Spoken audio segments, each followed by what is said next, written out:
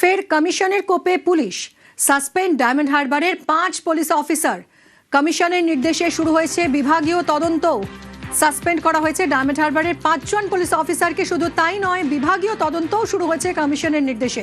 প্রীতি রয়েছে আমার সঙ্গে, আরো জানাবে। প্রীতি, কি অভিযোগ এই 5 জন পুলিশ অফিসারের বিরুদ্ধে? দেখো, 22 তারিখ পুলিশ অবজারভার অভিযোগ জানিয়েছেন এই 5 পুলিশ অফিসারের বিরুদ্ধে, এমনটাই জানা যাচ্ছে। এবং তারপরেই কিন্তু রাজ্যের মুখ্য নির্বাচনী আধিকারিকের দপ্তর এই 5 জনের নাম জাতীয় নির্বাচন কমিশনে পাঠায় এবং সেখান থেকেই কিন্তু এই অভিযোগের পর এই 5 পুলিশ অফিসারকে সাসপেন্ড করা হয়। শুধুমাত্র সাসপেনশন নয়, তার সঙ্গে সঙ্গে তাদের বিরুদ্ধে বিভাগীয় তদন্ত শুরু হয়েছে।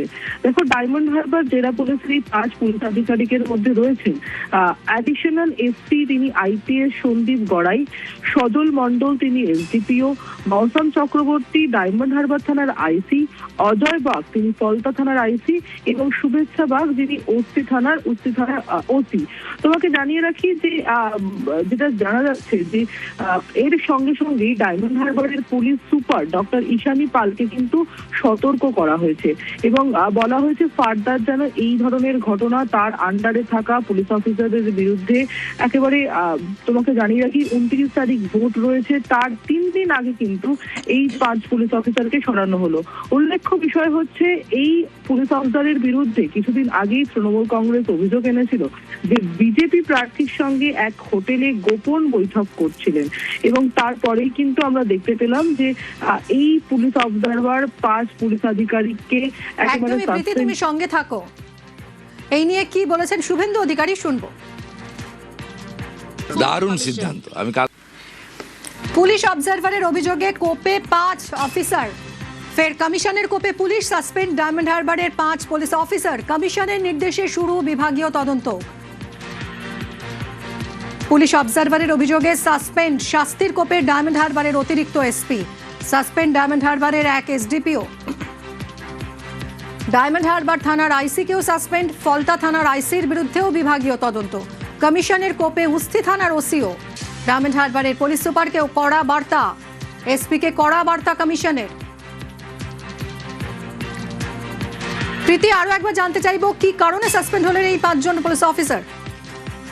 আপনি যেহেতু দ্বিতীয় দফার নির্বাচন রয়েছে 29শে এপ্রিল, মূলত যেটা অভিযোগ আনা হয়েছে পুলিশ অবজারভারের তরফে সেটা হচ্ছে এই 5 অফিসার তারা কোনোভাবে এই যে ভোট রয়েছে দ্বিতীয় দফার ভোট, তা প্রভাবিত করতে পারেন এবং তাদের নিজস্ব যে কাজ রয়েছে, নিজস্ব যে দায়িত্ব রয়েছে, সেই দায়িত্বে কোথাও গিয়ে অক্ষমতার অভিযোগ আনা হয়েছে এবং এই ভোটে প্রভাবিত করতে পারেন, এই অভিযোগ আনা হয়েছে।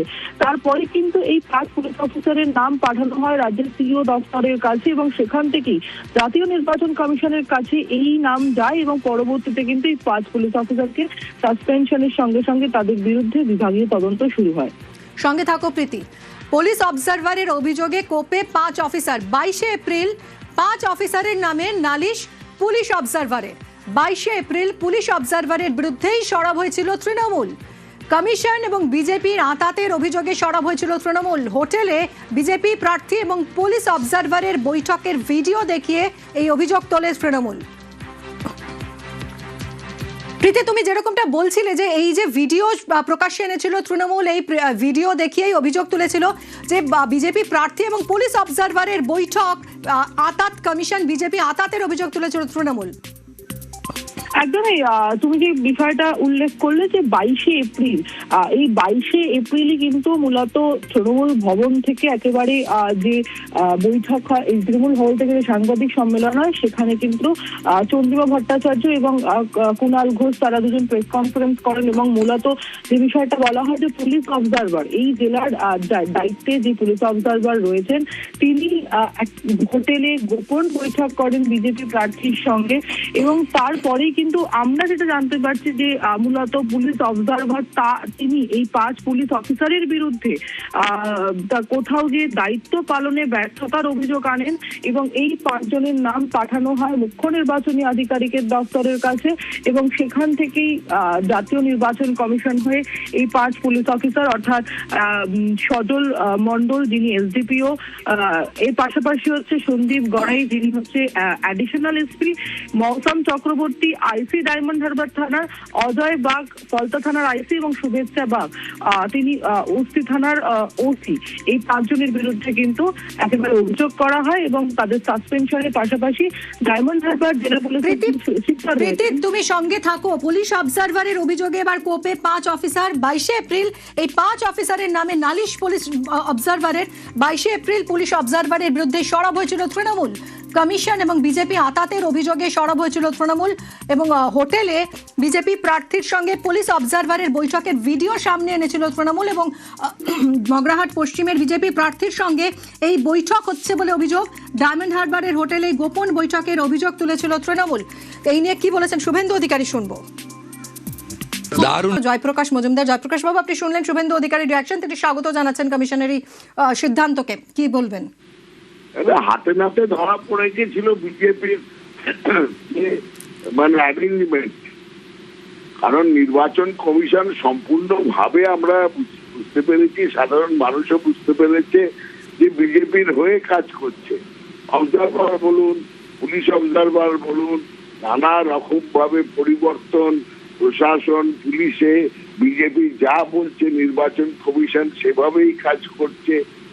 সুতরাং এখন হাতে নাতে ধরা পড়ে গিয়ে যে এক জায়গায় বিজেপি প্রার্থী আর পুলিশ অবজারভার বসে ছলা পরামর্শ করছে কিভাবে ভোট লুট করবে, কিভাবে ইলেকশনের দিনে তারা কাজ করবে, এসব তো আমরা দেখতে পাচ্ছি।